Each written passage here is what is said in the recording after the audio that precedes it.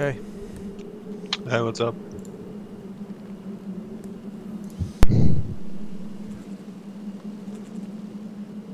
I have no idea what I'm doing.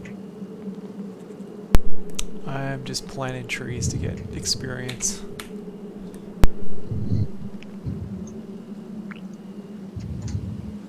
I'm just fucking around to get XP too, but I don't know, I feel like I should be doing something more productive.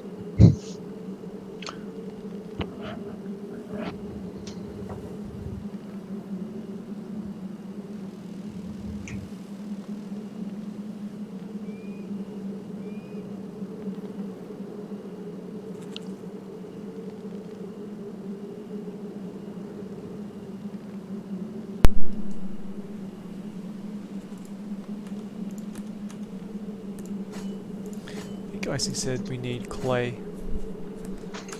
Some other stuff. Yeah, I did that this morning. I assume we still need more. I just logged on for like half an hour. Yeah,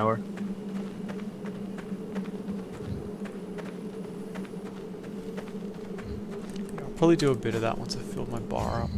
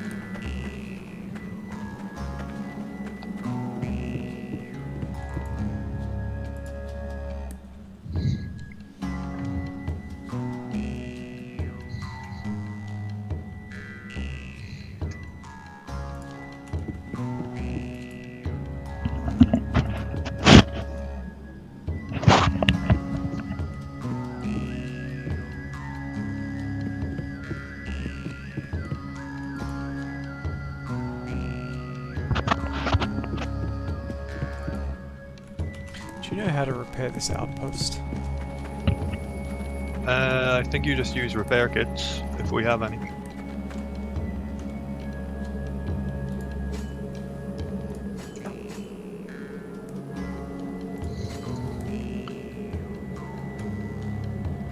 Nails and softwood billet to make them, Right. but I think anyone can make them.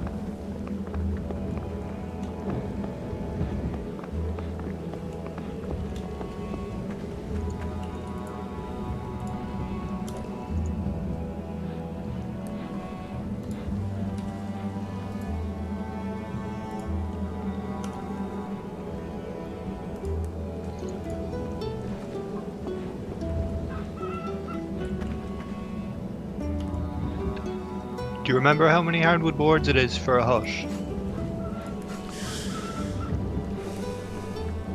No.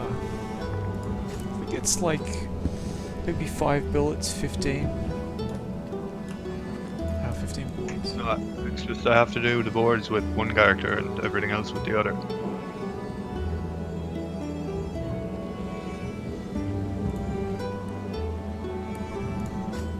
Tiny shack is 15.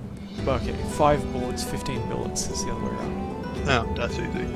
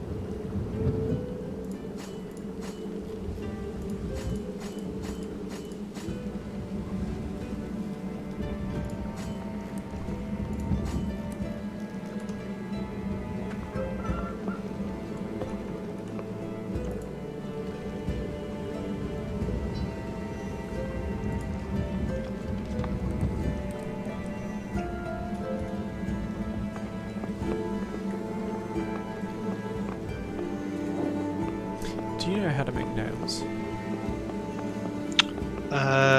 No, I think Chev and Agent are the only ones able to do it.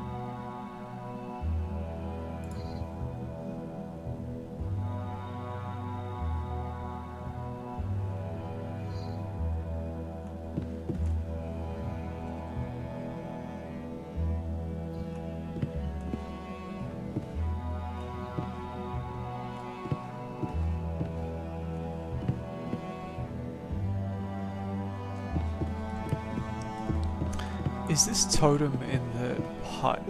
Is that our? Does that belong to us?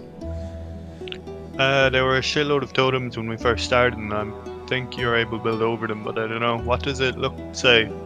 It says outpost totem construction, and then the only action is stop outpost claiming. I don't know.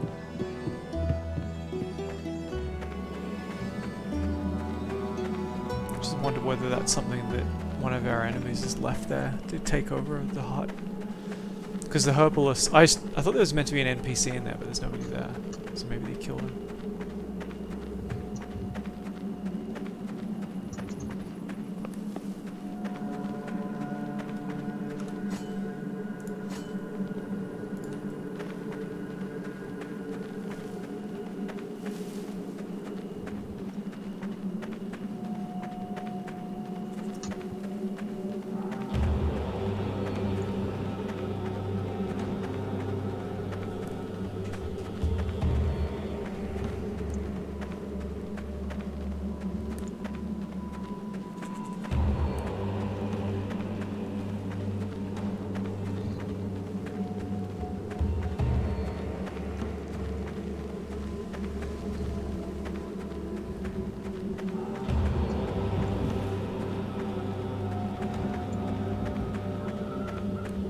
I'm guessing you can't tame deer, so I'm just gonna kill it.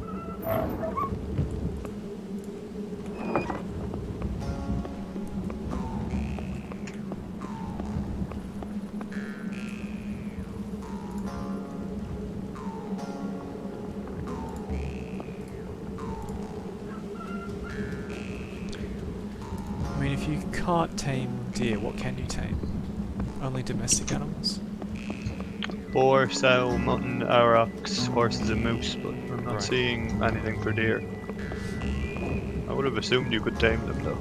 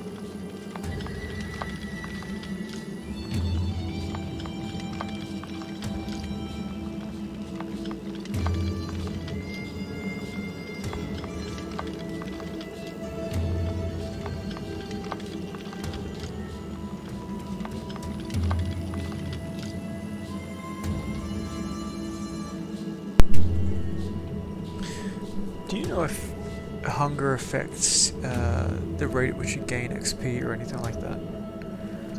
I don't think so. I tend to keep it quite high regardless, though. I think it affects the speed you heal at and not much else.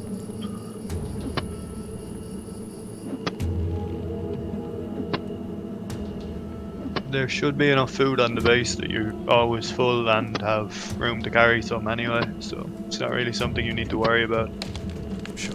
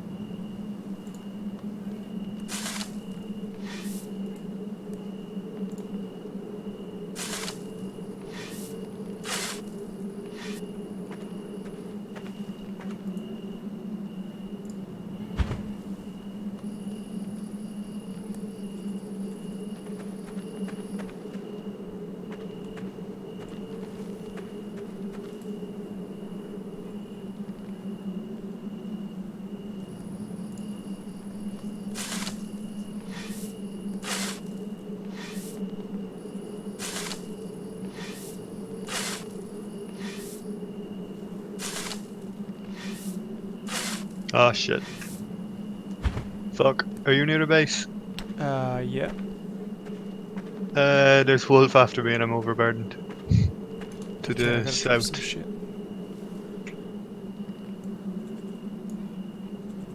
Yeah, I'm carrying a pile of dirt.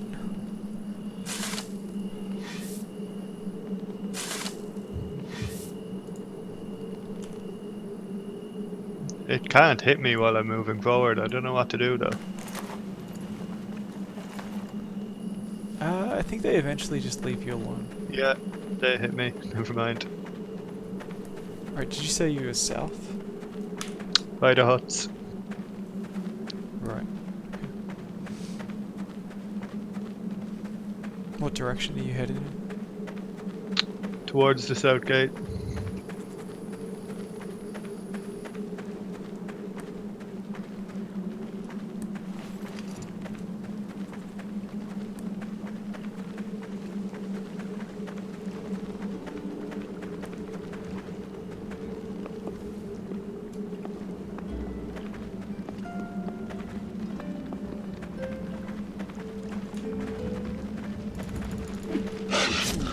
Fuck.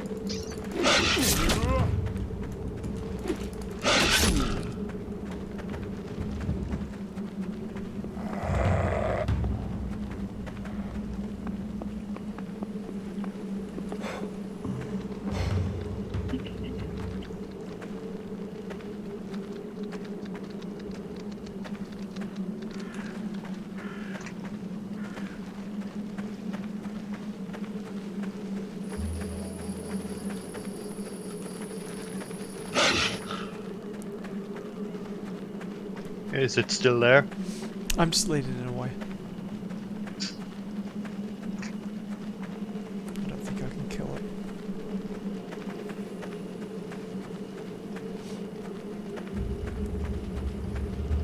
I mean, if you want, I can bring it back and we can probably kill it if we work together.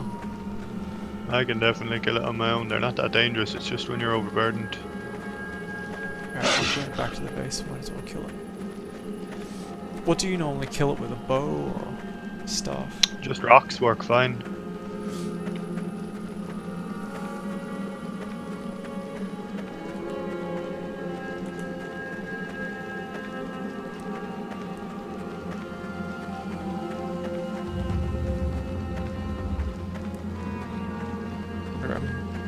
Once you reach the south gate.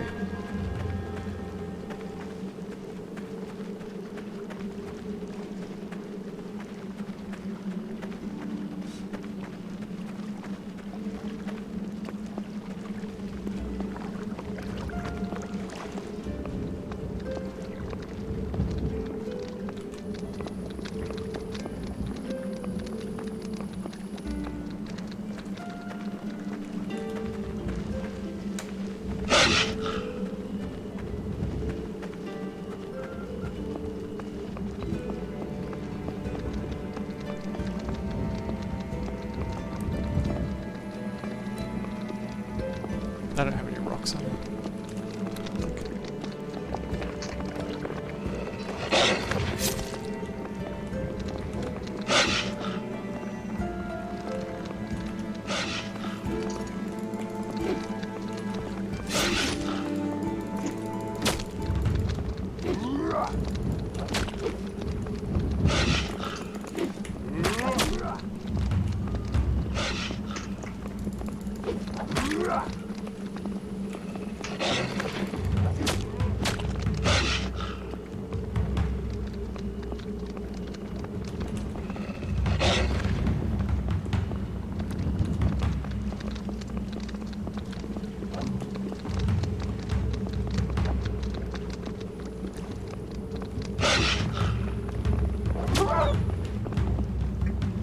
Got it. Nice.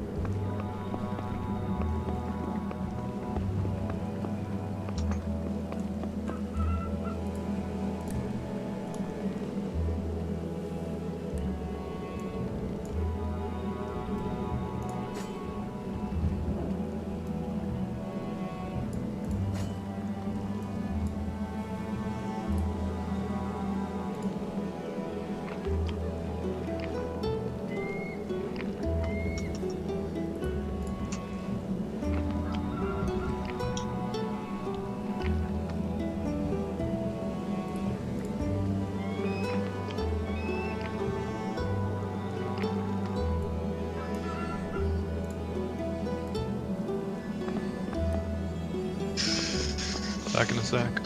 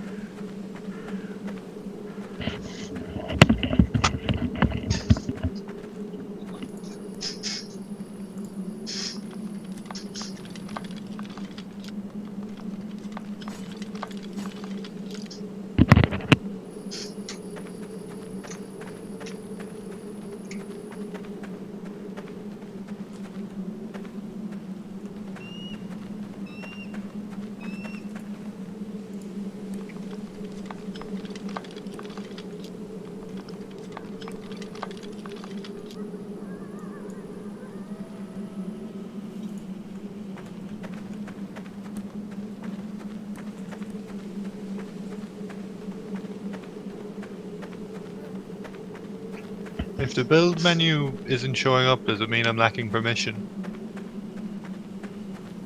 When you right click on the ground. I'm holding a hammer. Right click on ground. Build. Premium and idols pops up, but you can build them anywhere. So I think if simple constructions isn't showing up, I'm lacking some permission. Makes sense. I'm not sure though. I think only recoil can fix it then.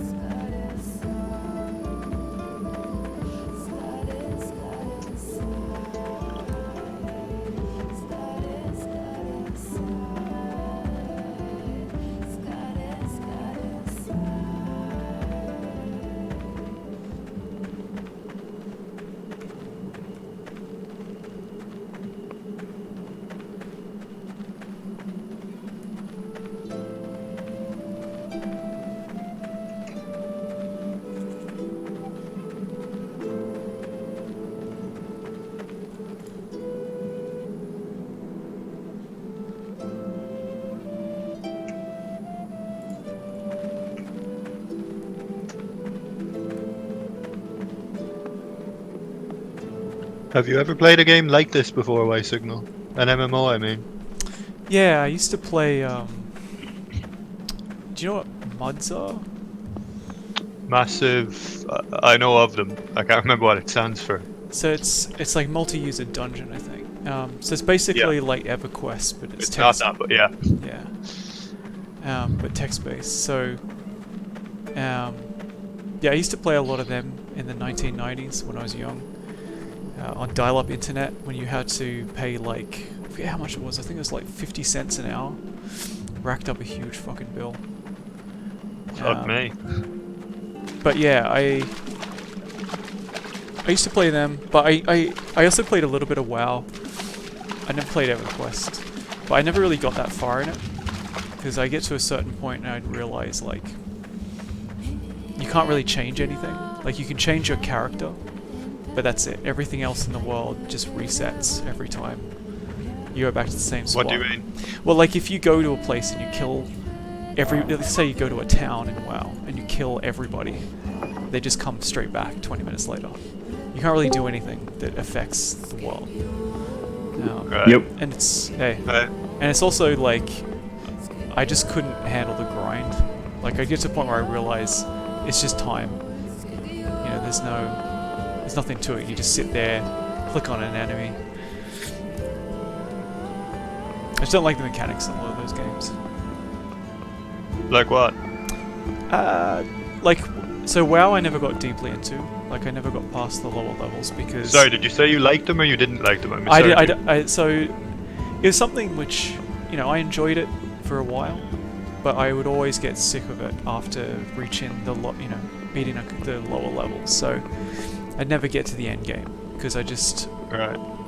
Like WoW, for example, you just go out, you kill... You basically just right-click on enemies, click on a few abilities, just do that ad infinitum to grind quests and experience up. And, you know, when the world... Fuck did that get so popular? Like I said, I sort of understand the appeal. I do enjoy that feeling of, like, building your character up. It's just... That's the whole game in WoW. Like, there's nothing else about it, really, that's that interesting. Aside from, like, the social bit, I guess, like, with guilds and stuff. But it's not enough. Whereas this game... Is it a case of who sinks the most hours wins then, or...? Yeah, like I said, you have to be able to work as a team when you're doing bosses and stuff. But I never did much of that. Right. I suspect for this game, the same thing will happen. I'll eventually get bored of it. But the thing that's made it cool, the thing that's sort of cool about this game is it's not just yourself. You can like change the world, and like you see all these people with castles and stuff. That's what's keeping me going. I'm thinking like what we're gonna do in the future, and the fact that we're sort of making an impression.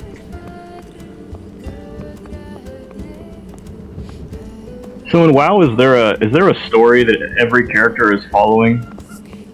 Yeah, you all start in the same beginning town, and then there's a quest where, you know, the evil witch is taking over the cave, and then you go there. That's the first place, and the second place you go here. I mean, is everybody following the same path? Yeah. I mean, I just Okay, I just thought out because. Okay, that's the thing with these games. I never clicked with me because in any other game, like take a JRPG or whatever, you know, you're going through, let's say, a linear quest, but you're the hero. There's nobody else. And you play an MMO, and then you're running to the first cave, and you see 3 other dudes that are doing it too, and then you kill the boss monster, it's dead, and then it suddenly spawns for someone else, and then they kill it, and then it comes back. It just sounds ridiculous to me, Makes no sense. It's. I mean, there's nothing like that in this game. There is no. I mean, we create our own stories, right? So it makes more sense to me. Yeah, I mean, I think that ties into the fact that nothing is permanent. It's just sort of like even when you kill. So one of the things I used to like about WoW is I used to play in the PvP servers, and so you could kill anybody as long as you weren't in a town. Well, there were certain areas that were green, but a lot of areas you could just kill whoever you wanted. And there used to be these big world PvP events where people would just, like clans would just fight out in the world. which I thought was cool. But then eventually what they did is they basically gave you huge rewards for doing these organized instanced PvP. You know what instances is in an MMO? No. It's basically where you have a dungeon that is outside of the world, and when you join the dungeon, you get your own copy of it. So it's, you know what I mean? Like, so it's not, nobody else can sort of join in. Like, once your guild goes in, that's it. It's an instance of a dungeon, is what you're it's saying. an instance. That's just your own instance. Okay, Yeah. I follow. So they made all this instance PvP, and then people stopped doing world PvP, and that's just what the whole game is like to me. It's just all fake, and you see what I mean? Like, it's nothing. If they're all doing their own instance, then that means you're at that point you're really no longer interacting with other people. Yeah. Except you're in the town, you'll see everybody, and then you just go off and do your own thing. They go off and do their own thing. Yeah, right. It defeated the purpose to me. I always wanted something. Yeah, exactly. Right. You could actually lose things when you die. That's another thing. You lose nothing when you die in games like WoW. Well, in all modes, it doesn't matter if it's PvP or whatever. You always keep your inventory. That's not true in all MMOs. Like the old mods I used to play. Right. Yeah. If you died in that, you just instantly lose 1 or 2 levels, which is like hours of work. Yeah, I see. Yeah, I mean, once you said that thing about the instances, I just thought, well, to me, then just sounds like just like playing a multiplayer game online with your friends. That's kind of what it is at that point, right? Yeah, it lost the MMO portion of it. It's not massively multiplayer. Yeah. It's like locally multiplayer. Or it's still over the internet, but yeah, you know what I mean. Huh. Do you think there's any reason to play a mod in 2020? Only for, like, if you're curious. I don't think there's any. It doesn't have any appeal for me, certainly. Yeah, the other day I looked up Ultima Online. I was trying to I just watched a video of a guy playing, and it just it's pretty much exactly how I just thought of it. You see him walking around the town. There's all these other people with their name above their head, and he goes out in the forest and just clicking at something and slashing at it. And you see other heroes walk by. It's just, I don't know. Seems strange. Sounds like a 1990s chat room in one. Like you have a multi-screen setup. You have a 1990s chat room in one thing and a JRPG running on the other screen. Yeah. It doesn't sound appealing at all. It's just, I don't know. It seems really bizarre to me. I remember my friend at the time. He was big in Ultima Online, and he would, I was in Boy Scouts. He was in Boy Scouts too, and we'd go on campouts, and he would just regale us for hours of the stories of all the cool stuff that he did. Like he said, yeah, I bought a house recently, and I have people working in my house, and I bought all this furniture, and I just listening to him talk about it just sounded so cool at that time. I just thought, wow, there's a game where you can actually buy stuff in the game and have your own land and become a king, basically. But that was before I really thought about how it's not just you. There are lots of other people doing that too, and so it doesn't really feel like players who was working in his house. It was fucking NPCs. I'm not sure. I don't know. I would assume so, but I'm not really sure. It doesn't matter. That's that's kind of what I'm getting at. Another thing too is that like there's you use out-of-game currency to buy things in the game too, and a lot of them do that. I mean, even this one does that, as you've seen.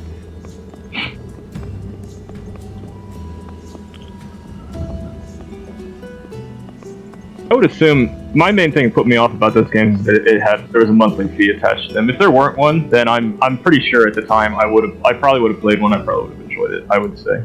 But just, given the choice between that and then playing a game, I buy it and I can play it as much as I want, as long as I want, and I own it, I just looked at the two and just thought, well, it's not that much better, is it, to have to pay a monthly fee, Well, I never got into online gaming for ages because you couldn't pirate stuff, so there's that. Yeah, no, I was about to say that too, is that, yeah, I had some piracy going on in my younger days, well, even now, sort of offhand, but, another thing too is that... No, on here I don't have a reason to. I basically everything that I need. But I've been close to getting a VPN connection, so if I ever need to download stuff, I'll have it. But I haven't downloaded anything since being here. It's nothing I need or want at the moment.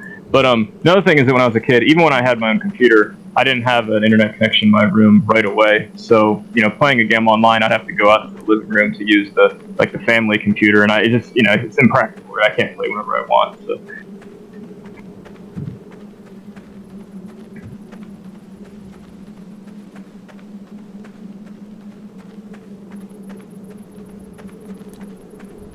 Do you guys know if we have any metal bands stored anywhere? I'm gonna make some tanning tubs since we need more. I really doubt it. Okay. because we needed them for an awful lot of shit that we decided not to build because they were too hard to make. Let's see. Do you know off the top of your head how to make them? I think you need someone with mining, but I'm not sure. I think Okay. Recoil was making them, but I can't remember.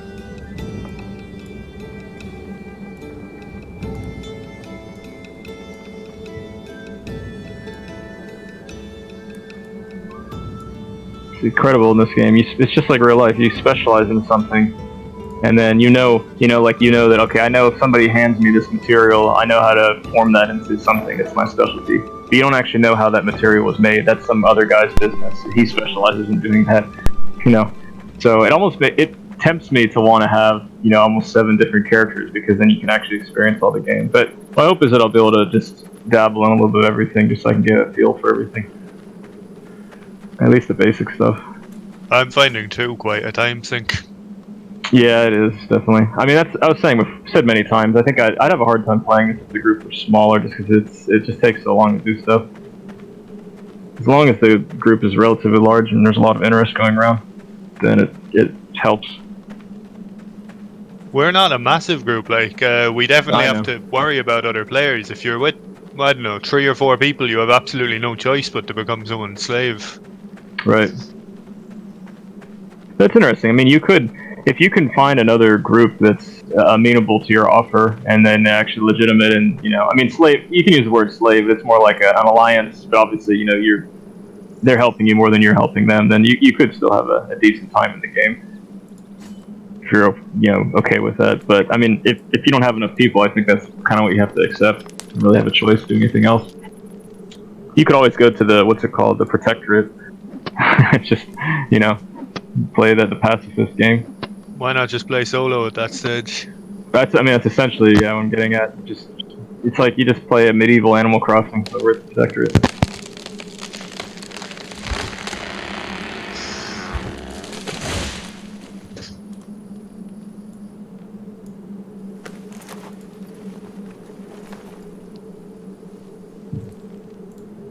Is there anything we particularly need at the moment? You could always shape stones, because we will have to. We're still working on replacing the wall, so that requires a shitload of shape stones. I don't know if I can do that. It's just materials processing 0. You just have to gather rock and then put it on the stonemason's workplace and bang it out. And you can always go to the east where we're going to build our outpost. If you're really bored, you can always work on leveling that. Yeah, I don't have materials processing 0. You can have it in 30 minutes. Actually, less than 30 minutes. I assume you're mining. Or it will be 30 minutes, never mind. If you haven't leveled up mining at all. No. At least not with this character.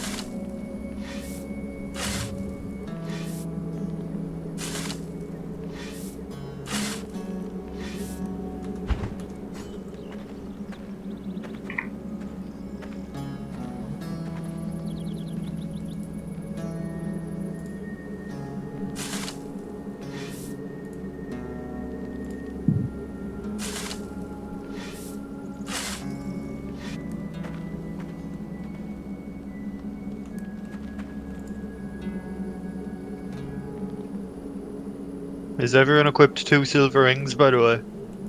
Yeah. No, I haven't. Where are they? By me. They're in the base, sort of in the center. Next to the ore washer by the tanning tubs. Cool. What does that do? extra luck, which is just good for everything pretty much. Cool.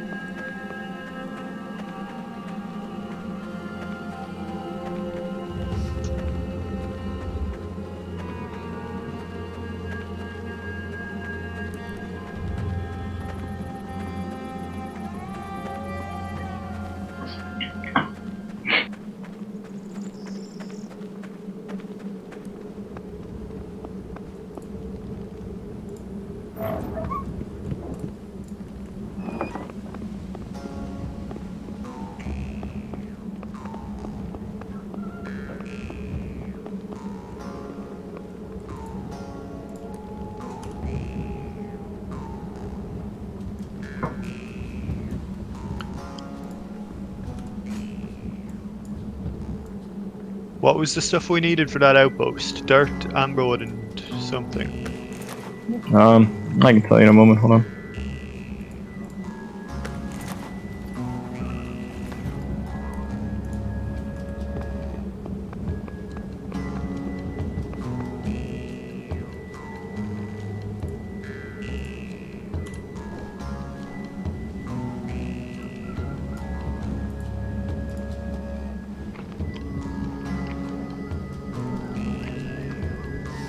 Do you guys know what hard stamina does? How quickly your normal stamina recovers and how quickly you level up, I think. It might influence even how much XP you get from your actions. You always want to keep it high because if it's at 0, then it's just such a pain in the ass to do anything. You just get tired really quickly. Alright, I'm gonna have my guy sit down. I'm gonna go away for like 5 minutes. Yep. Okay. Make sure. Oh, is your hunger high? Yeah, Yeah, I missed it. yeah. Oh, it is. Okay, Full. good. Yeah. Make sure it drains into it. Okay, good.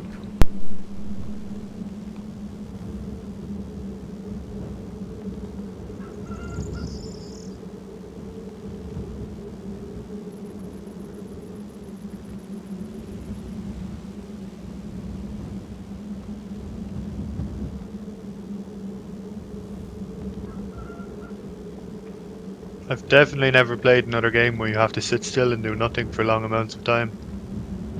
Yeah. Like it's a requirement. It's weird.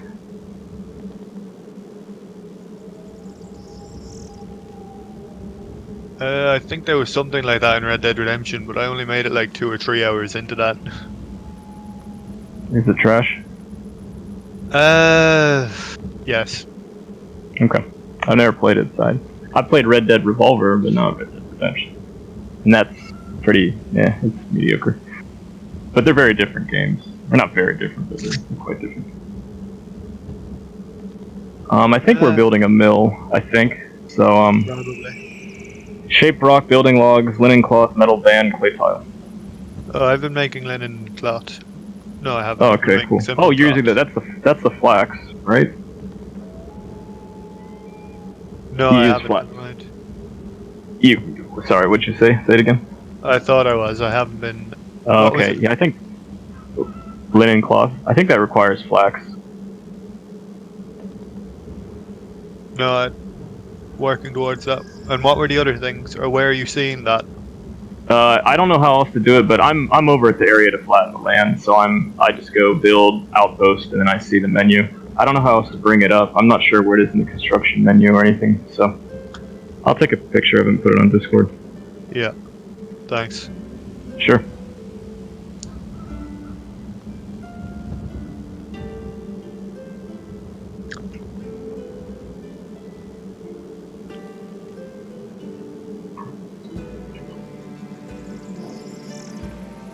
No, Red Dead Redemption was one of those games. It was like supposedly open world, but there's nothing to do in the world, so you just don't care. Okay. Well, there's got to be something to do, right? Or is it just very straightforward, basic? You can't really influence things, change things around. You get a meter that fills up whether people like you or not, but who the fuck cares? It doesn't have any influence. If you kill everyone in the town, then the next time you go there, they won't like you or whatever. But who cares? Yeah, I see.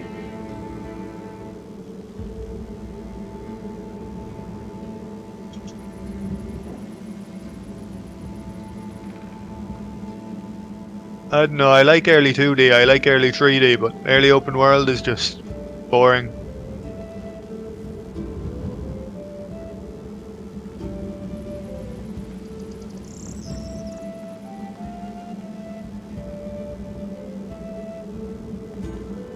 Did you like GTA 3? Yes, but I didn't get to play it very much because of a special on Irish RTE News 1 telling parents to ban their children from playing it. We got all that in the US too. But did the government ban it, or was it just concerned parents that kept it from the children? Concerned parents. Okay. You were probably a lot older than I was at the time, so. Yeah, well, my mother was always concerned about stuff, but usually she just, because we had our own computer, so we just do it. She'd think, oh, I don't want you guys playing that, but then, we would just figure out a way to pirate it and play it on our own anyway, you know what I mean? Like, she wouldn't buy it for us, but we always had a means to get it. Right.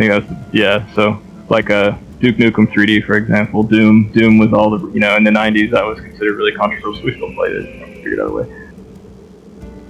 That was one of those games, I looked at it, it was like, oh, it still has a modding scene like 20 years later, it must be incredible, and Jesus Christ, what's wrong with people? Which one has a modding scene? Doom, right? Yeah. Yeah, it's true. People make WADs, Doom WADs, and they're still doing it, and they will continue to do it for the rest of their lives. No, so but goes, I assume, like, if there's a very old game that still has a modding scene, like, it must be incredible or whatever, but no, people are just retarded. I think, I want to claim that, they're probably, you'd be surprised at the number of games that still have, modding scenes. It's just some people they never let go of it. I think it's just because nostalgia is so overpowering, they don't want to move on to anything else.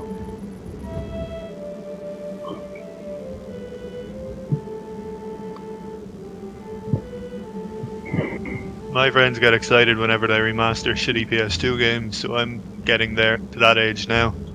Yeah, I never understood, like, all the re-releases. I just never, because a lot of the time I just think, well, either I already played on the original console, or I actually prefer to play on the original console, because it depends on the remaster, obviously. Like the recent, like, Resident Evil 3, I almost really wouldn't call it a remaster, because it's like basically a different game, But there are other ones where they basically take the original game, and then they hardly update it, and they'll release it, like in high def or whatever, but they didn't actually recreate the textures. It just looks like ass. I just think, well, why wouldn't I just play the original one? Maybe even on CRT or whatever, it'll actually be a better experience. I'm always I'm not saying, obviously there are good remasters and bad ones, I'm just always pretty suspicious of it. It's just kind of hard to get excited about it. Like, if the game's already been released, who cares, Yeah. There's the convenience. Like, if something's on Steam, I get that. Like, you don't have to pull out your Dreamcast to play, Power Stone or something. That's convenient, but yeah.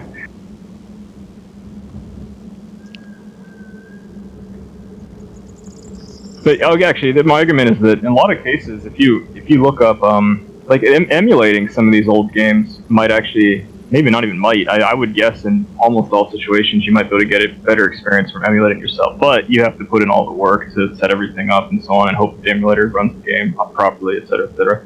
So for most people, they just love the idea. They just pay a couple of bucks and they just get a game and they're done with it. But if you really care about the quality, then probably emulation's the way to go in many cases. But, Steam there's a big advantage of Steam is that you do get your Steam hours logged there. It's kind of cool. If you're playing an emulator, it's hidden. This is stuff I've just thought about. I haven't really, most of the cases, like I said, I play the original game. I haven't really, other than MAME, I haven't really used emulators since high school. They're good at what they are, and realistically, I can't come up with any reason they're not a better experience. But I don't know. What are they? Emulators. Emulators are awesome. I've gone back and forth, but I've basically come to the conclusion that just in most cases, even someone like me, like I think with MAME, because there's a fork of MAME called Groovy MAME that lets you output low resolution Super CRT. If you put it side by side with the actual arcade PCB, you wouldn't be able to tell the difference for almost all games. I mean, it's that precise. You're playing it on a CRT. You're at the correct refresh rates even. It's just, you really cannot tell the difference. So it all just comes down to how good of an emulator you're using and how good your hardware is. But what I mean is, when little Johnny fires up a game and he's not caring about these things, so his experience is a lot different than mine.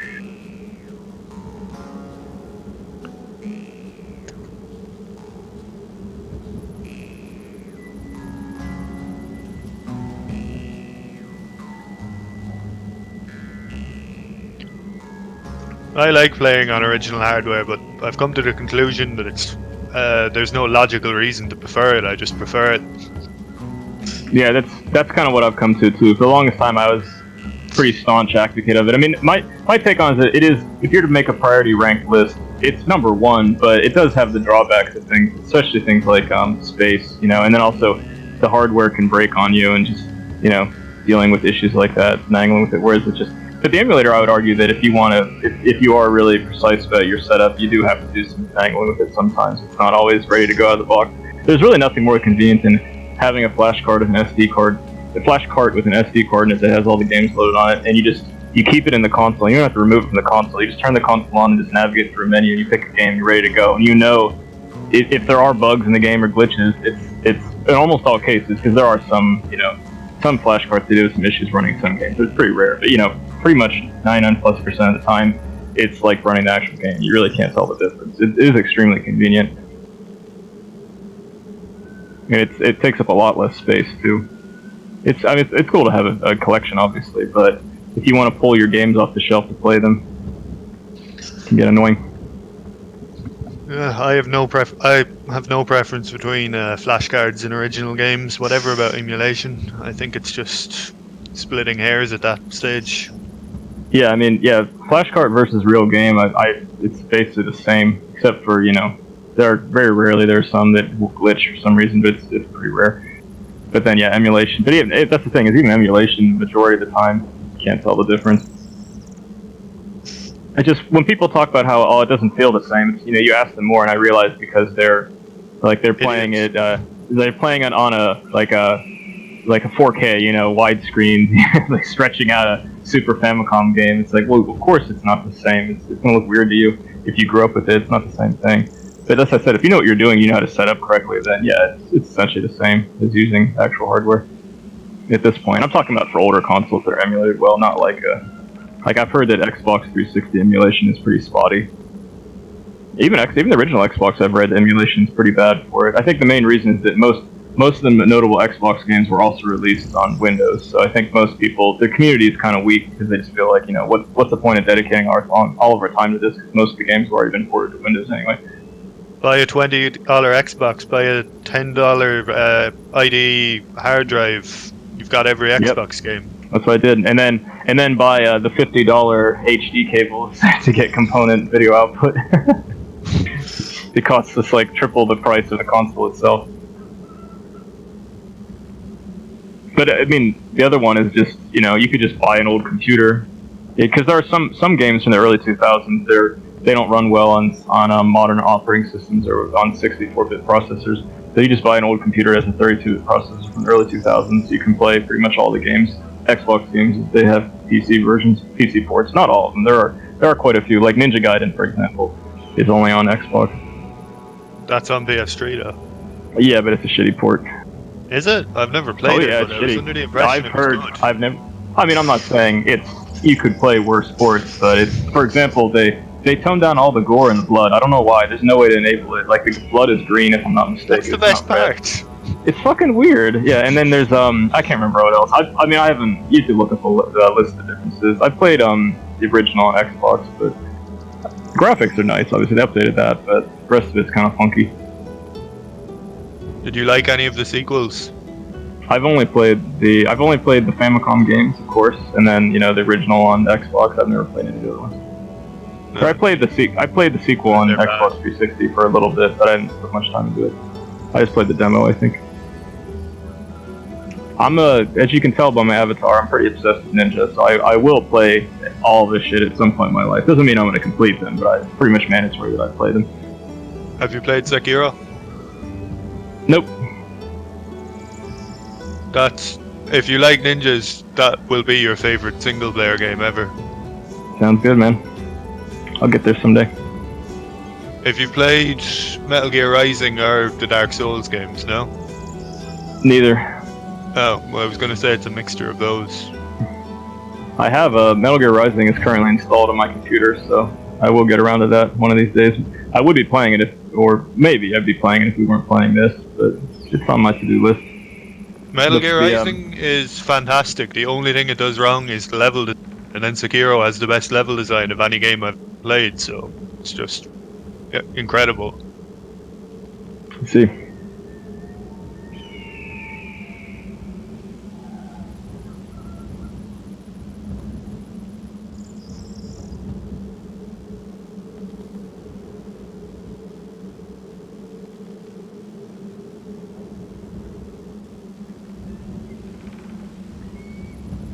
Why do you like ninjas so much? Those are cool. Perfect answer. Any other questions? No. Alright. Well, that concludes our session today.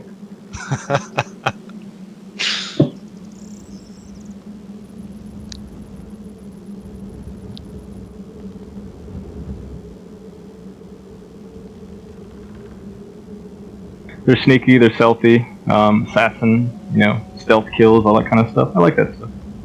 As a kid, I can't remember what games I don't think I played Ninja Gaiden as a kid very much. There were some JRPGs I played that had ninja in them, so I thought they were pretty cool. Throwing the shuriken, covering their faces. That was before I knew about burkas. It was like the male, the masculine Asian version of a burka. Not quite, but I don't know. Seems cool to me. I've actually read that this is just like everything. It's like even modern day depictions of Vikings. That the ninja stereotype seems like it's actually quite different from reality. That the real ninja didn't even really look anything or act anything like the ones that we see in pop culture. It doesn't really matter. It doesn't. I agree with you. I mean, it's like, who cares? It's like, I don't. You can criticize. It's like, dude, it's fantasy. It's a game. It doesn't have. There's no rule that says that this must be historically accurate. That's ridiculous. You get creative license to do whatever the hell you want.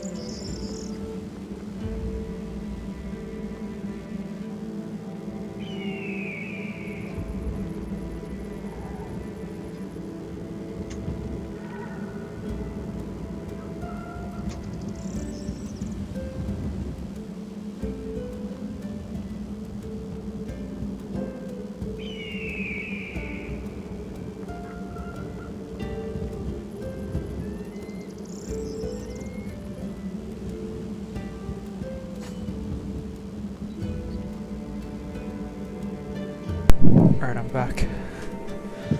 Yep. Yeah.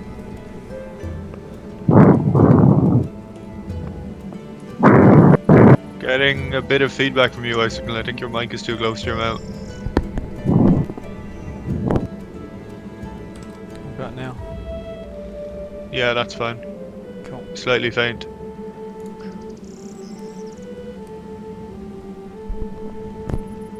Testing, testing. Yeah, perfect. Sounds good. How much do you guys spend on your headsets? I'm thinking to get a new one because this one, the microphone, as you can tell, sounds like crap. Sounds fine. Yeah, sounds fine. Really, to it me. just to me it has kind of like a my voice doesn't sound clear. I've listened to the streams. It sounds like I'm in a bathroom or something. It's very echoey. I know it's clear. You can hear what I'm saying. It's just the fidelity is low. Is what I'm trying to say. It might be compression as well. Just the mic. Because I think everybody's a little unclear.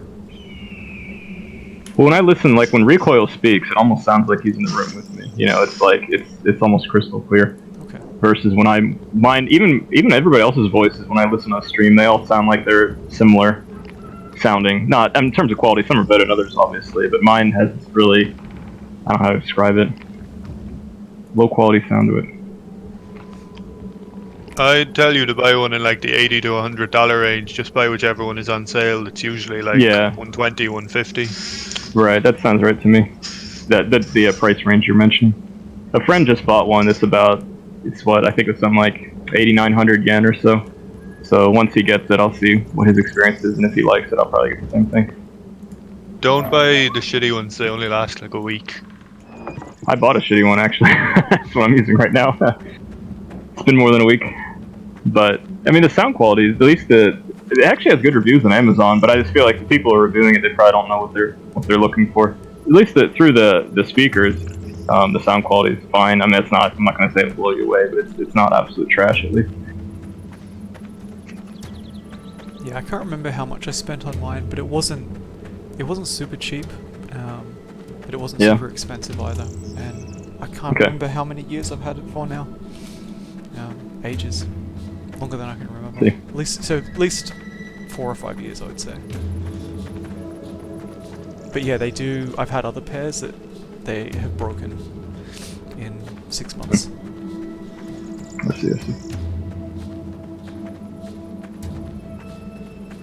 The other thing is that it's a headphone thing in general, not headsets or microphones, but these ones with the cans that compress against the sides of your head over your ears. Problem I have is that I don't have long hair, but I have hair, and so after I wear these for a while, I get these ridiculous compressed hair shaped looking issue, after I've been wearing it for a while. I assume this must happen to everybody. I mean, I remember even at work, I would be wearing this stuff, typing my computer for hours, and I take it off, and I go to the bathroom, look in the mirror, and oh my god, I look stupid. It's really embarrassing. I just wonder what people do about this. Because almost all the gaming headphones, they're the cans like this. Just choose not to care. Or just just ruffle Fair my hair enough. a bit. That's life. Yeah, pretty much. It's not. Get a shorter hair. I mean, it goes. No, that's not an option. But it's not bad if let's say I'm wearing it and I go to sleep. By the morning, it'll be straightened out. But imagine I play in the morning and then I'm gonna go out and see people or whatever. Then I look retarded. But I agree with you. You just you not take stay time. up all night playing games or whatever, but Well, not even. I mean, it's not even stay up. Like I could be like you, Kira. I can be a good boy and get up at 7:30 in the morning and then play for a couple of hours and then go out and then I look ridiculous because that's flat. What am I supposed to do? What's the solution? I'm a vain guy, but yeah, that just wouldn't bother me at all. All right, fine. Maybe it's because I worked in a call center when I was young. I don't know. Well, I probably will get my hair cut soon. I think that will solve it temporarily until it grows back. I only get my hair cut once every 2 or 3 months because I'm lazy. What I think is I've interesting gone down is to once every 4 months because I hate talking to barbers. No, I'm kind of. That's actually, you know what? That's kind of the issue. Is that every time I get my haircut, I go to a different place. I'm usually in a different place, a different location. I can't form a solid relationship with somebody. So it's like every time I get a haircut, it's not going to be the same. It's always going to be different. So I kind of dread it because I just think I don't know what's going to happen this time. Are they going to utterly fuck it up? Because at least once it starts growing out, then it looks a little consistent. But right after I get a haircut, I come home and I look in the mirror and I feel really self-conscious because I can see like, he did this differently. I'm not used to this. It's annoying, and especially now I'm in Japan. I gotta get my haircut here. It's like, come on, I got my haircut I think once here. Otherwise, I had other people cut my hair for me. I actually trusted other people. We'd watch YouTube videos. They said, all right, here's what you need to do. Just try doing this, and let's see how it works. It actually wasn't half bad. It was okay.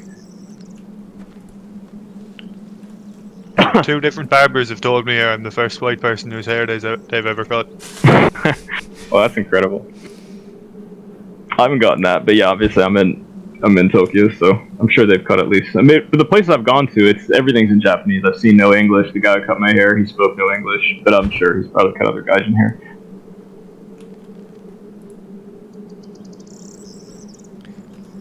When I was on holidays in Tokyo, I wanted to get I didn't bring a razor or anything, so I went to a barber to get my just my face shaved. And the guy, it was real weird. Like he was like blowing all this like steam in my face, and opening your pores. What about that? So there's no hot towel? No hot towel, just blowing steam.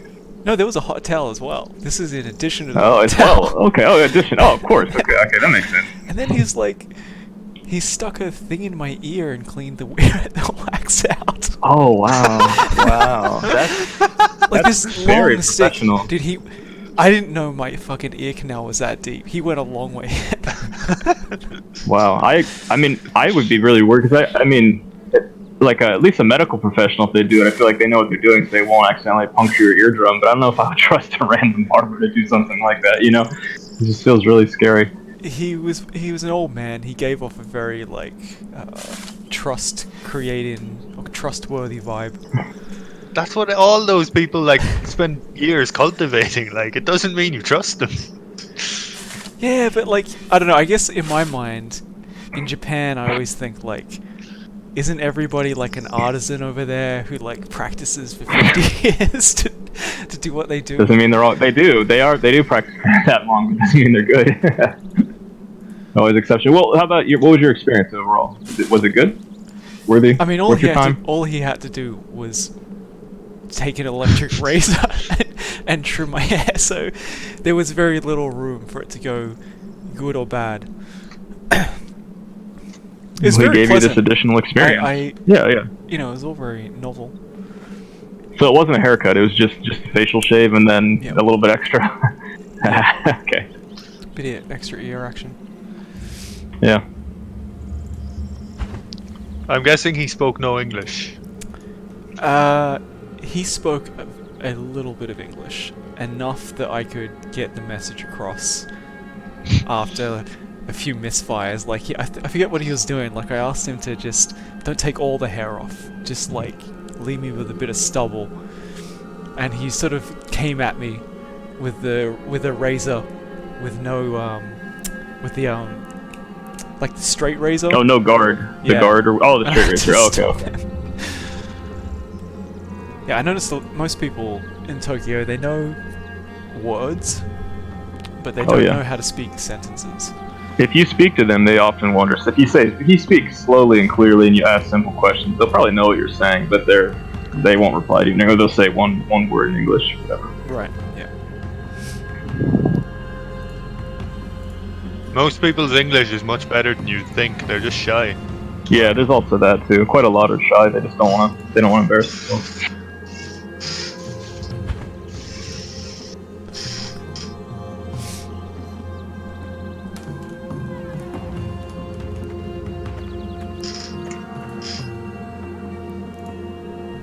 I mean, hell, I'm not much anymore, but when I first came here, I've been studying Japanese for about 2 years. When I first came here, I was practically scared to death to say anything in Japanese. It's just because every time I speak, they just start saying, you say one thing in Japanese, and then many of them, they just immediately assume you're fluent, and then they just start speaking very rapidly to you in Japanese.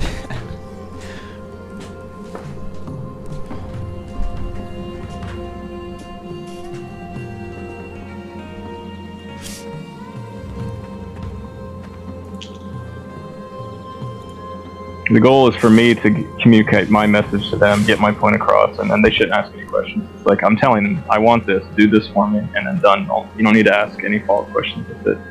So you want Usually it Japanese works. servants, not Japanese friends. Got it. Well, I mean, why do you think I'm in Japan?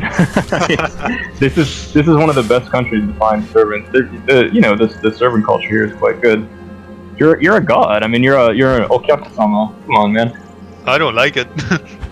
I'm Well, not. I do, I mean, I personally. I mean, come on. I'm American. Americans generally are kind of. We don't really like aristocratic things, so it's not quite what I was looking for. Not quite what I want, but whatever. I'm nice to them. I'm respectful. I don't try to mistreat people or anything. When I went to restaurants there, the level of service was way higher than anything I've seen here.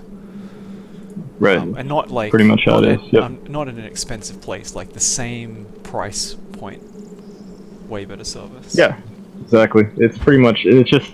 I mean, even subtle things like just the moment you walk in the door, all the I must say nonsense, and then even if you listen to what they're literally saying to you, when they come to take your order, they're literally saying to you something like, "I'm so sorry that I made you wait or that I caused you to wait." It's like, what do you mean? I mean, it's another thing with customer service. If you call a hotline, the person who answers the phone, usually what they'll say to you is something like, "I'm so sorry that I made you wait or that I didn't answer the phone quickly enough." Just ridiculous stuff like that. It's just part of the culture. That's the kind of stuff I find just a little. It's like, I know it's their job stuff. I just want to tell them, like, dude, look at me. I'm really laid back, relaxed. I don't care. It's not the dude. You don't have to say these things to me. Just be chill about it. But that's what they gotta do, I guess. If they ever stop, the older population will get really upset. Like, my father didn't fight and die in World War II, so you guys couldn't serve me. God damn it. He didn't fight hard enough, did he? I mean, well, no, he did. He flew the plane. He flew the plane into the ship, and his sacrifice caused an entire ship to sink. So yeah, he did his part. Yeah, I noticed when you walk into like even a 7-Eleven, or even I can't remember which way around it is, whether you're going in or out, but the attendant will just like yell things at you. I don't know what it means. Yeah, every time they just stand there and because a lot of places they have there's a beep whenever the door opens, and they'll robotically say their irashaimase or whatever bullshit always, because that's the thing. They're taught essentially to be NPCs. The problem is, but you pick up on it quickly. The problem is, they have a class for that in school, by the way, where they're taught to shout at it to correct pitch and volume. It's terrible. That's the kind of shit it's awful. The thing is that I'm used to, if an attendant talks to me, like I speak back. Whereas I got the sense that freaks me out. I got the sense that it's disturbing as hell. I got the sense that if they said something to me and I said something back, they just look at me like, "Why are you even responding?"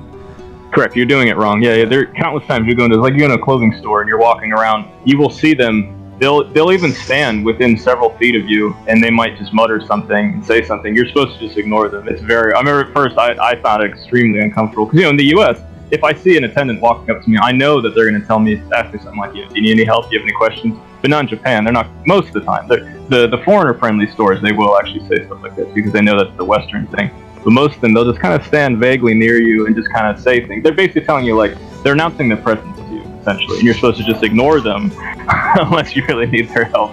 So yeah, I know when I first came here, I was really disturbed by it too. It feels really rude too, because somebody's like in the U.S., like I walk in, they'll say something like literally like, "Hey, welcome to our shop. How are you doing today?" And of course, I'm gonna say something to them. But in Japan, it's like, no, you're supposed to ignore them. It just feels really rude to me. Yeah. I do. I mean, when I get my food and stuff, I'll say thank you. I watch other Japanese. They very rarely. A lot of them just say not. They order their food and then they're silent. They get their food. The food is taken away. The table's clean. Whatever. They just say nothing. They don't say thank you. Nothing at all. That's pretty shocking to me. I always say thank you for everything. If you have to be autistic in any country in the world, though, like Japan. I'm pretty sure Japan leads the world in all these things. Yeah. Just go to Akihabara someday. You'll see. Hikikomori, man. It's awesome. I've spent too much time in Arcade Hay to judge those people. There are some, at least a fair number of them look pretty normal. I mean, I don't know what they are like personally, but I'm more weirded out by the people who are in Akihabara who aren't going there for the arcades. Like, they're going there to collect the figurines and shit. I find that more disturbing.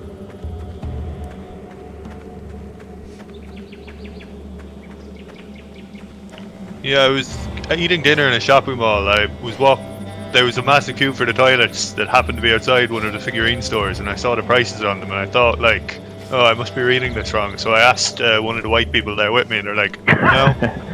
White people. Yeah, I mean, yeah, exactly.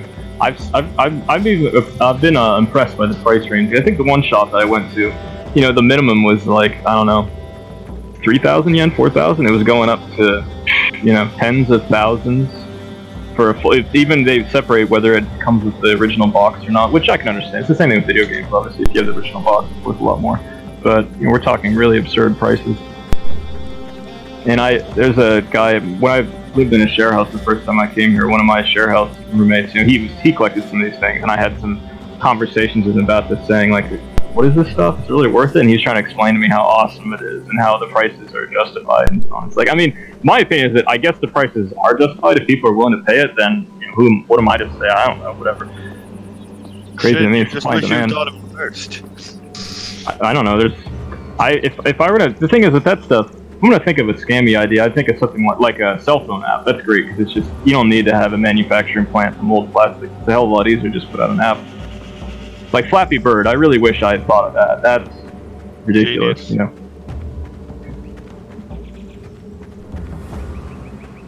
Or Minecraft, how about that?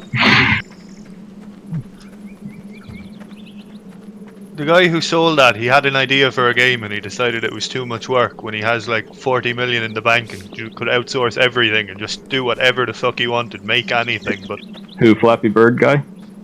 the Minecraft guy, he got like 20 billion or something. Yeah, that's what I thought. He's extremely rich, right? I don't even think he's just, I don't know, having mental issues. Like, he's really depressed, like he doesn't know what to do with his life or something. It's not that. He wanted to make a game and then decided it was too much work. But like, how is anything too much work when you have 20 billion worth of funds? Yeah, Like, you you can just outsource anything you don't like. Yep. Well, I would just say that I would argue that proves that he has mental problems, right? Because he hasn't figured that out. What do they say? The average lotto winner is broke in 3 years. Yeah, I mean that sounds, yeah. Or anything, like, even look at like sports stars in the U.S. When they're in the sport, they're okay, and then once they retire, things go wrong. And then like Mike Tyson, for example, I think he went bankrupt. But then you go on a speaking tour, or you have somebody ghost write a book for you or whatever. And there's always ways. Your name still sells. But the lotto winner, I don't know what they go back to. Working in the mines. No, I read up about it on a bit. They'll like buy all their family members like 80 grand sports cars. Like 3 years later, they've depreciated however much, and that's like a shit gone. I read even more interesting than that is I have no idea if this is true or not. It's all, to me it's plausible, but I don't know if this exact story is true. But some guy posts on Reddit, either it was him or one of his friends won the lotto, and he gave this long story about it, like essentially the dude won the lotto, and it's like this long series of events, like his wife immediately divorcing him, his family members asking him for money, and then one family member, I think, attempting to kill him or something to get money from him. Friends were deserting him because he wasn't getting any money. It's just like on and on. Like, his life completely changed for obvious reasons. And I still think he didn't end up going broke, I don't think, but it's like his entire life was upended because of it. Is it possible that guy on Reddit was lying? Sure, but with how many lotto winners there are, there's definitely statistically impossible for that not to have happened. Of course, yeah. Well, the other thing is that I would argue, just sticking with the simple case, if you're the kind of person who buys a lot of tickets, I just assume that you're not good at managing money. That's my first assumption. If you win a lot of money, you're probably not going to know how to manage it or maintain it because, you know, you're probably in the low end of the income spectrum. So it's already a recipe for a disaster. It's the same thing with sports players. A lot of these guys, they grew up poor. They don't have any financial acumen. They get all this money. If they don't have somebody help them manage the money, they're not going to be able to maintain it. It's basic common sense that these things happen. Now that you mention it, if you play the lotto, you're probably an idiot, and all your friends and your wife are idiots too. Exactly, that's kind of what I'm getting at. It's like, I mean, you hear somebody, oh, he won the lotto, he's broke, oh, the poor guy. It's like, well, why was he playing the lotto to begin with? You know, it just doesn't really make any sense.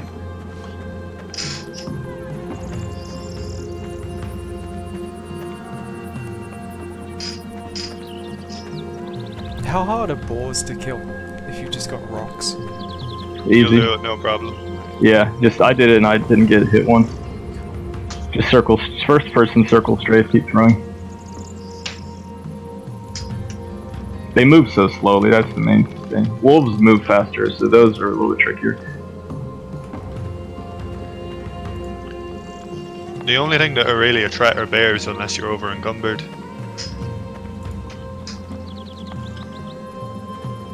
Or the natives. Yeah, natives are a pain. I recommend just ignoring them. They really don't drop anything useful that I've seen.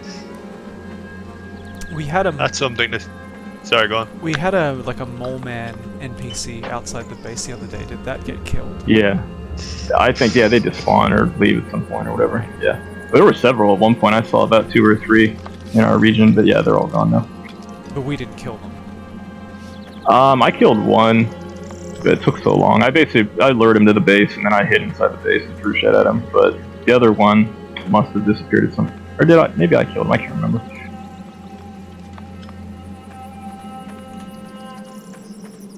I was reading on the pages. And it seems like there are like there's Newell Mole. There's a Newell like witch doctor or something. Newell chieftain. They're actually different classes of them. But I think I've only seen the moles. But if you see the other guys, maybe they drop more interesting stuff. Well, if you look in our spoils box too, we have different things we've collected. Perhaps each one of those is worn by the different classes of Newells or something. Yeah, I saw Even then, I a still don't bow know what they're for. mask. I assume that's from that. Yeah. Still don't know what they're for though. Sorry, you were going to say something before, Kiro. I can't remember. Okay. Oh, something this game should copy from else. You should be able to eat human meat. Yeah, there aren't Your that many body and your people. mind appreciate the variety of your diet. After playing this, I admit I think back on Rust. It just seems absolutely ridiculous to me that you could spend the entire game, if you have a really good source of fresh water, you could drink tons of water and then just eat only cooked human meat, eat nothing else, and you'll have no problems. Like you can take all the way to the end game and subsist solely on being a cannibal. It just seems really strange to me. Versus this Anything game, that should give you like strength up buffs, no? it should what? That should give you like power ups if you only eat human meat. Sure, but either way, I'm just saying this. I mean, all I'm trying to get at is that there's a variety of food in that game, but then you could ignore all of it because it's just all the food is the same. You could eat solely corn and be just as healthy as a guy who's a cannibal. I did eat solely corn. Whereas in this game, if you eat the same thing repeatedly, then you'll be punished for it in the long run. What does it do to do to you if you keep eating the same shit? The food quality goes down, and then you won't gain as much XP. Stuff. I don't know about long term. I think you can play the game just fine without it. It just slows things down. You're less efficient. Right. So I have to check.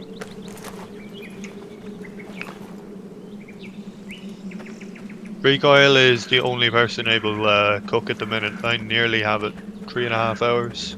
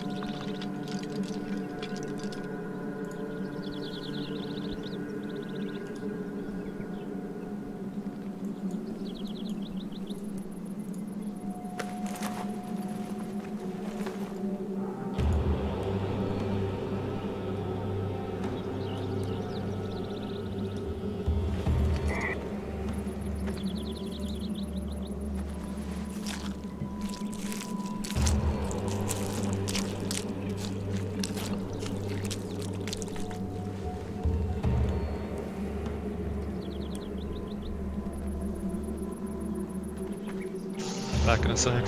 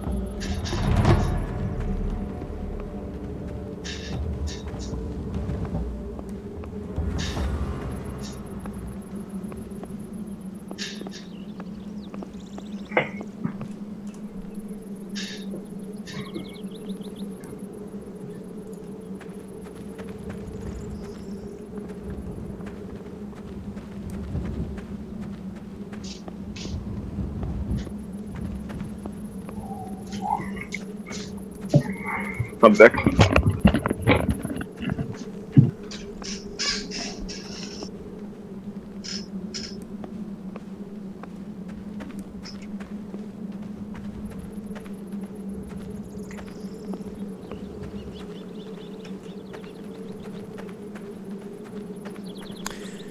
Is it possible to get a wagon in this that we can use to haul stuff like lumber around? It looks like we won't have horses for 2 real-world weeks. Right. Sounds right to me. But I mean, at least to be fair, I think that applies to everybody unless they knew this ahead of time and they hoarded apples. I'm Or inclined they're to think buying them. people that were playing this ahead of time have thousands of in-game hours. Yeah. I mean, maybe the guild to the south of us, they didn't. I don't think they have horses, but maybe they have some apples stored away and they're just waiting to get to the point where they can tame them. I mean, who knows? We'll get our apples though. Don't worry. We'll find a way.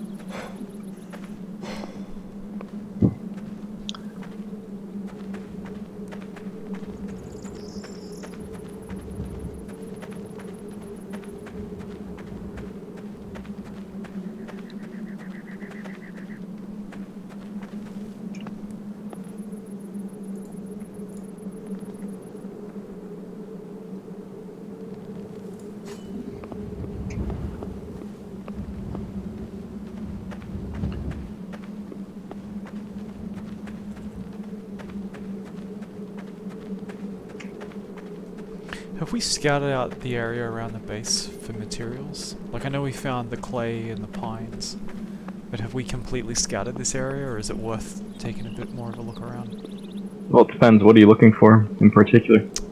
Nothing in particular, just Oh, anything that pops up, basically.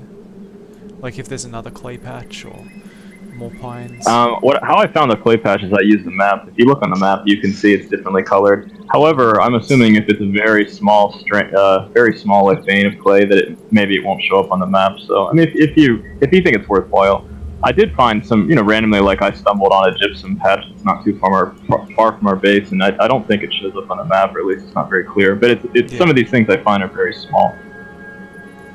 I'm inclined to think with everyone hunting, we will have seen most of the area around their base.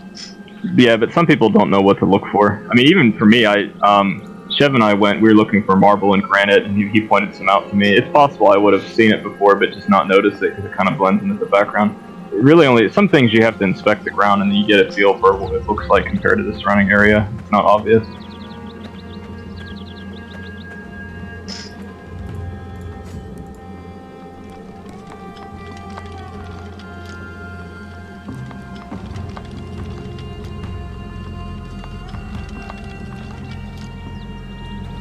I'm still not sure how long it takes to grow for trees to grow once you plant them. Because I looked up. I looked that up. Yeah. I looked it up. It's like I think birch to be fully mature, I believe, is 35 days in game. So that's a week. So so on the wiki, it actually says growth ticks. Or less than a week, actually. But yeah. The growth tick is only triggered when the weather changes. So I don't know if. Oh, okay, that's an interesting point. Yeah. So it might not be. It is weather. Day, I think it is weather dependent. I'm not sure. Yeah. So it might I read through. Yeah, I'll still go to that page again. I read through a lot of stuff today, but I just a lot of information to go through, skim through a lot of things, just so I can know where to refer back to stuff. Because I think that I don't remember. I just recall there being a chart for the trees. Yeah, go ahead. I think it's cloudy, rainy, snowy. So it's been snowing for a while. I don't think I can't remember it raining at any point. Well, according to this is on the second major update. The updates in that link I posted. It says trees only grow during dedicated day types. These weathers are taken into account: cloudy, shower, snowy. But it doesn't say what that means. Yeah, it you just gotta says, go look up weather, and weather will you have to do what? You have to go look up the weather page on the wiki, and Yeah. the weather page will talk to you about growth ticks. Because on the wiki, on the page for trees, it should talk about growth ticks. Okay. And is there a way to it also tell if says you go? what you just said. If you look at a tree, can you tell maybe how many growth ticks it has? I think you only get the category like minor, mature, medium.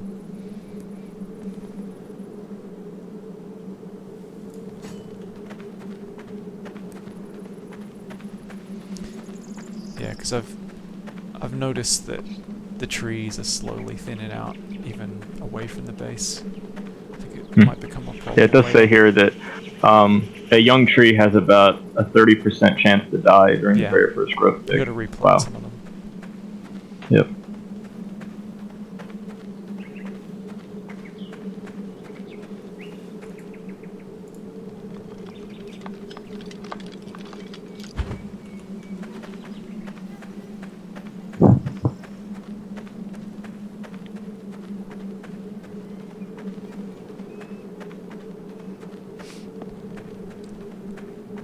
Is that one of you guys just up ahead of me?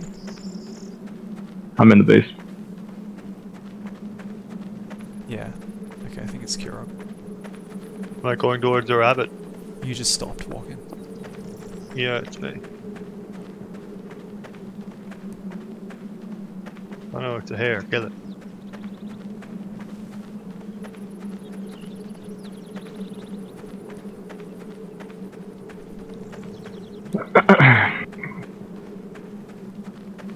So what exactly is a growth tick then? I think it is triggered by a weather change. That's based on my reading. So every time the weather changes, that increments it by 1? Yeah. That's what I think. Really? So, but then, so like birch, is it for a mature natural, you need 100 of those, so Yep. it could be, say, 200 days, because, switch back and forth. Each one is a tick? Or every time it goes to the weather type it wants, or what? Or I every don't time actually know how the weather works, like whether that's per day as well. But I think it's probably at least as slow as a day. Yeah, there's not much listed here. There's a lot of information, but not much about the weather stuff. I just kind of gloss over really quickly. I mean, we keep doing what we're doing, obviously, keep planning and stuff. It's annoying because it makes it hard to plan, to know when they're going to be mature. It's a huge lead time. Like, there's plants there's trees in the base that were there at least 2 days ago, maybe 3, and they still not even medium. So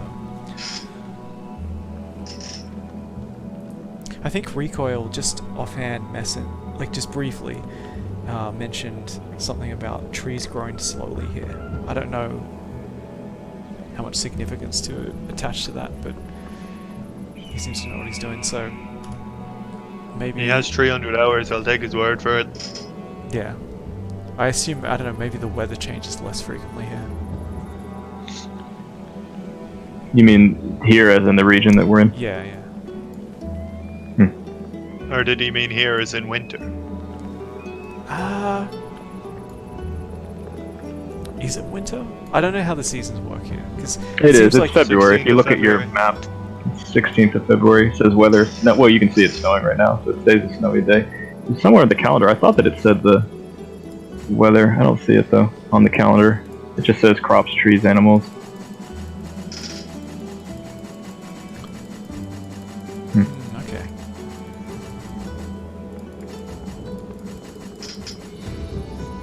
Yeah, I was just more looking at the what's going in and out of season. So that changes on like a basis of like a week, maybe, or a half a week. So I sort of thought. You mean like the crops, trees, animals calendar? When we hit K, that one? Yeah. So I sort of Yeah, thought but I don't know how you can tell the seasons. weather is changing. Like today it's snowy. What will it be tomorrow in game time? What will tomorrow's weather look like? No, I thought the weather changes to the daylight. Yeah, I just meant if we could. I found a website that had a big chart of the weather in the game. Right. I don't know if it was for old version of the game or if it's still accurate today or what, but I saw that and I just thought, oh okay, well you can probably find it in the game, but I can't find it right now. So I'm not sure how somebody compiled that information.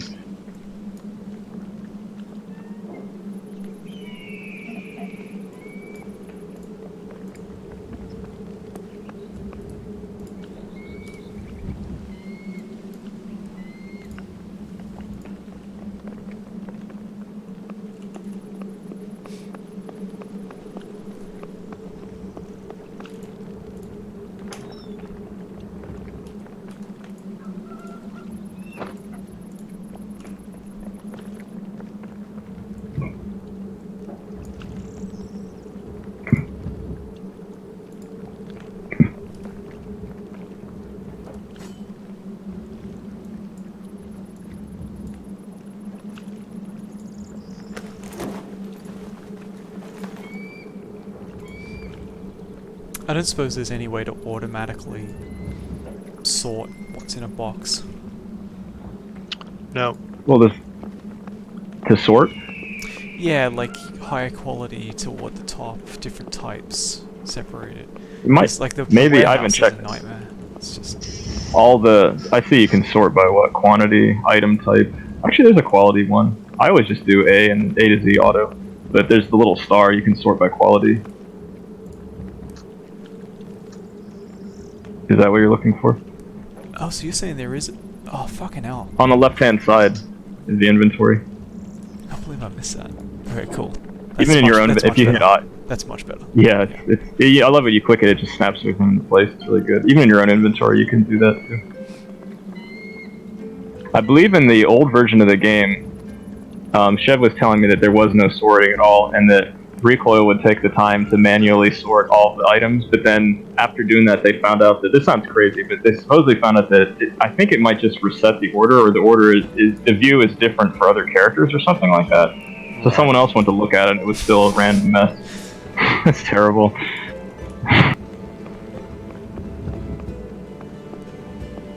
I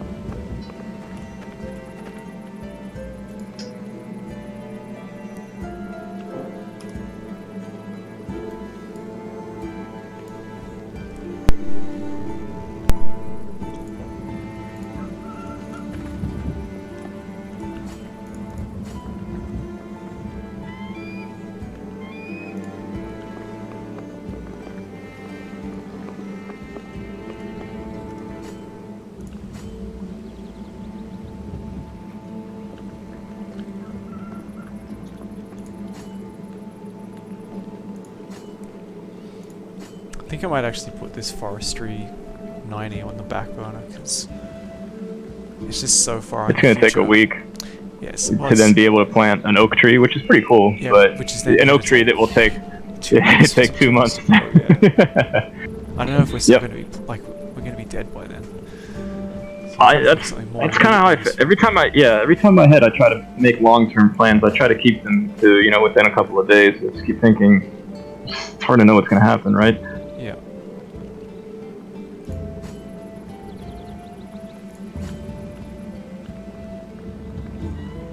So if you want to do, say, cooking, do you need 60 of the previous level, of the previous thing in the tree? Well, what do you want to do? Yes. If you want to unlock cooking, you need 30 farming, and then that'll give you 0 cooking. No, you Then need... if you want to get 30 cooking, you have to get 60 farming. But then at that point, you can take the cooking as high as you want.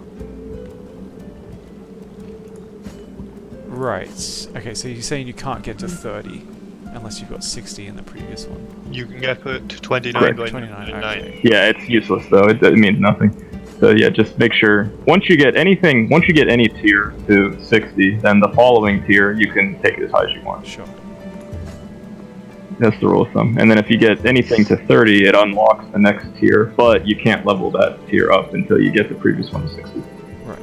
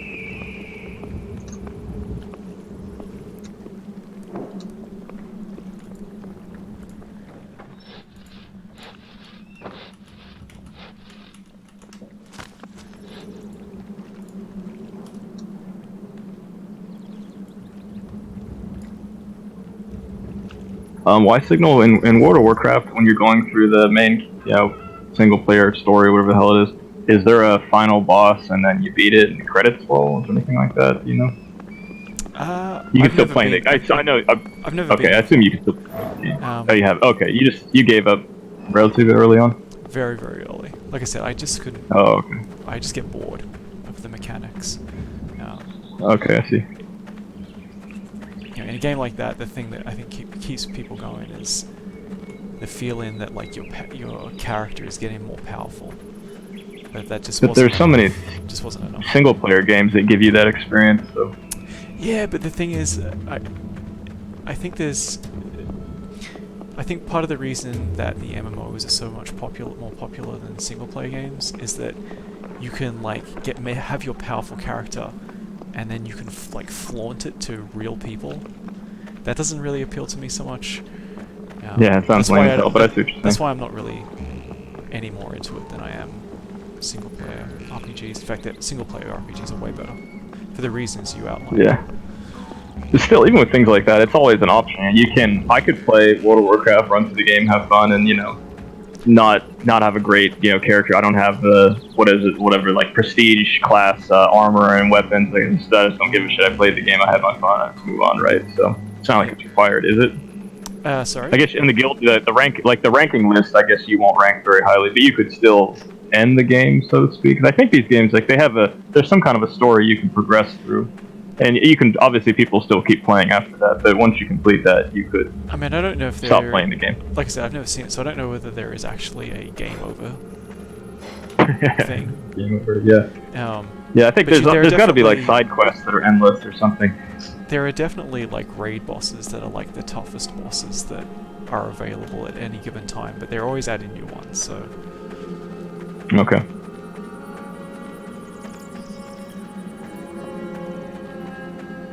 Got to keep that money coming in.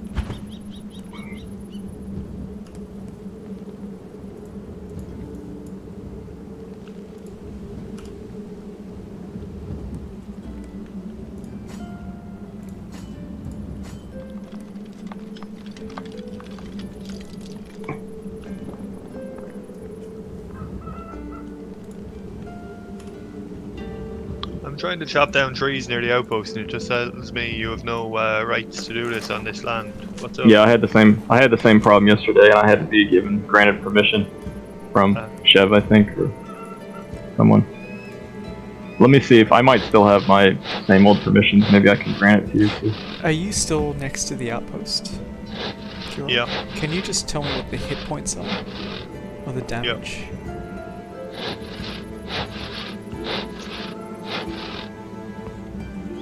I'm at the trading post. Yeah. If you inspect it, it should tell you the Yeah. integrity or whatever it is. 9,000. Sorry, 9,000. Okay, that's good. Because it was lower before. It's like 5,400.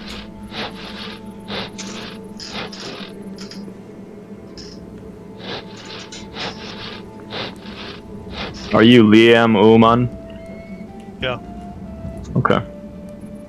Yeah, you're a Baron right now, but I believe I was a Baron before, and then I think he just made me into a Viscount, and then I can start doing that. Guess I'll change you to one and just let me know if it works. I'm away from there now. Oh, you are? If you're out, can you test something? Try doing something in one of those places. I'll head back there now. Did you already do it? Yeah, I just did. You didn't get a pop-up on your screen? Oh, yeah, I think. Yeah. Excuse me. Gesundheit. It says like a new rank of minor leader.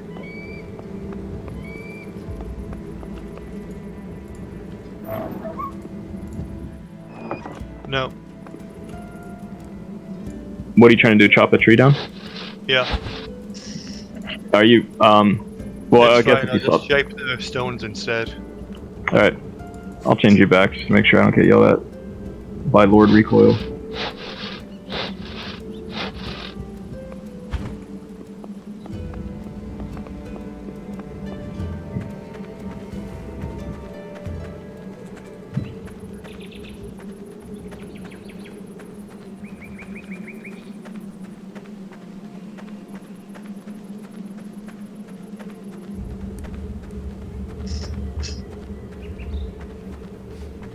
It doesn't say demoted, it's been assigned a new rank. Oh, I see it in the system log. Assigned a new rank, yeah. To make you feel good about it. We should do that whenever somebody gets demoted, like, you know, the manager of a company, he's demoted to, you know, whatever, they'll say, yeah, you've been assigned a new rank of cook lineman. It's like, wow, that sounds awesome. Thanks, buddy.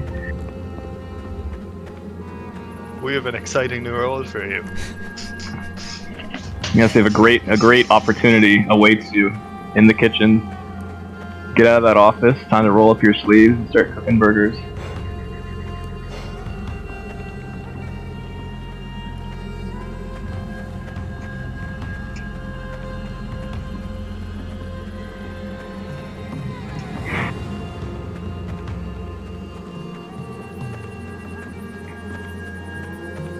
Which time zone are you in, ysignal? I think at the moment UTC plus 11. Can never remember whether it's daylight savings or not. Are you on the east coast of Yeah, Australia? I'm in Sydney. What's the time zone difference between the west coast and the east coast? You know? I'm not sure, to be honest. Maybe 6 hours, maybe? Whoa, that's probably not that high, but even the U.S. it's just a 3-hour difference Then it's from then east to it'll be, west. Then it'll be I'd 3 say hours. 2 or something would be my guess. Yeah, I don't know. Are all of you Australians on the east coast that are in the group? So Agent is in central Queensland, which is in the east. It's like northeast. Oh, okay.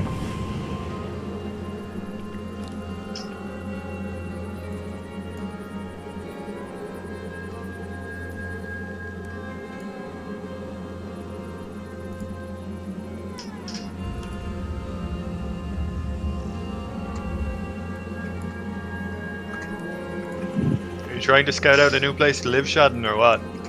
We already discussed this, bro. Australia's off limits for us, remember? I can't remember what I said.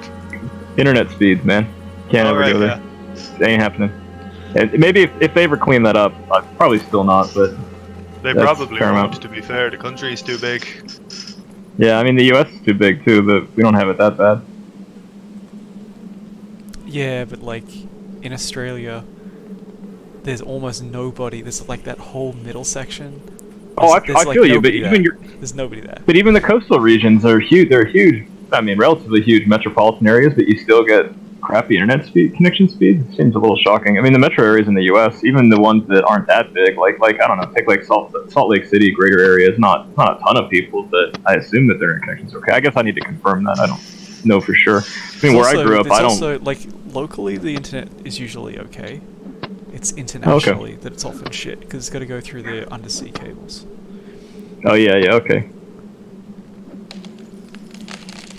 So maybe but I think New Zealand. I think I read about them that they don't. They should have the same problem then, right?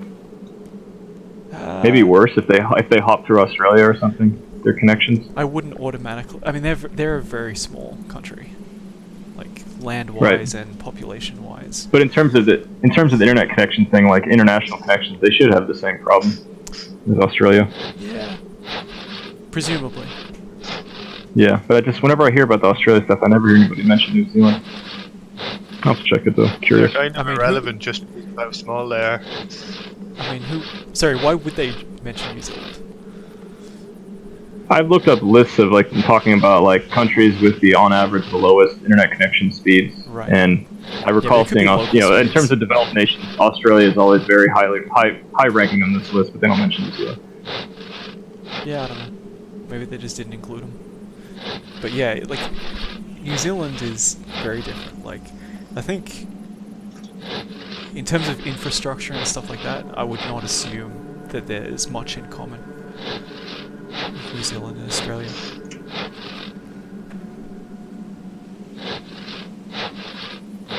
New Zealand's on my short list of countries to live in, but I don't know. I've been there for, I think, one night to go to a wedding. So you just hopped over and hopped back real quick. Let's see. We were in the South Island, so that's like the less populated one, I guess. It's pretty scenic. I don't know what the cities are like.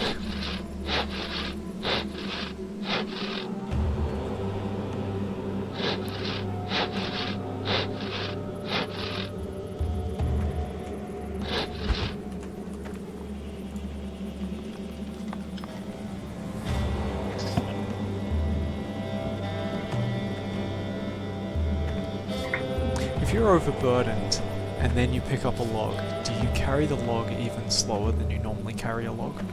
Can Can you test it We out meant for to us, check actually? that. Yeah, please do. I'd be curious to know. We all would be, because we carried back logs, but then we realized that we could have also sought out some boards and shit and have them in our inventory. Yeah. So it'd be a cool thing to know. Can't test that out.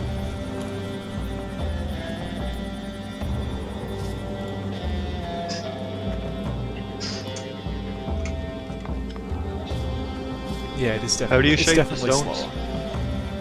Oh, really? Like, is it? I just can't imagine how that has to be the It's a lot slowest speed in slower. the game, It's right? a lot slower. It must be epic. It still might be worth it though, if you're carrying a lot of good stuff. Maybe. How do you make the shaped stones?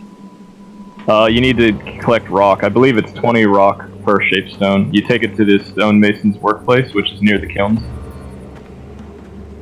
you know what I'm talking about? No, but I'm near the kilns. Ah, yeah.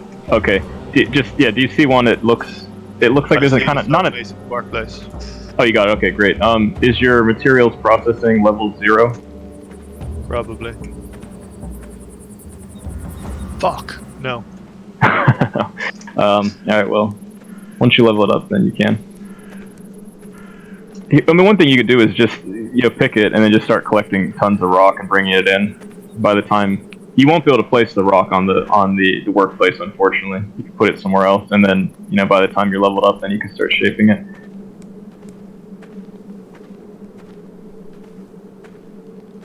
Do you know where we were storing it? There used to be 4 boxes. I think there are crates. There are now 3 of them. They're on. If you're facing the stonemason's workplace with the south gate behind you, it'll be way to your left on the side wall. There are 3 crates stacked up there. We were using those to store the shaped stones in. I don't know if maybe they're not being used for that purpose now. I don't know if they're empty or what, but that was the old system.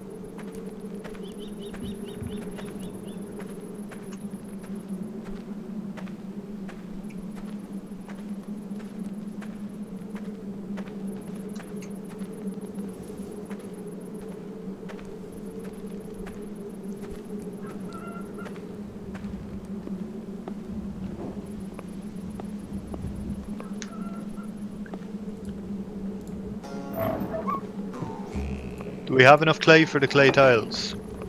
I'm not sure. Where is this clay? Is there a ton in the warehouse right now?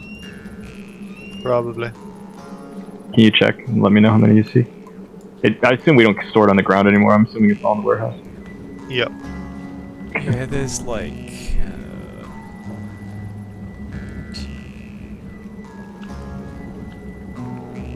Maybe 1,200. We need 10 clay makes 1 clay tile. So yeah, 2 you can do the tiles. math. Yeah, so like 4 trips Okay. maybe. I'll do that then.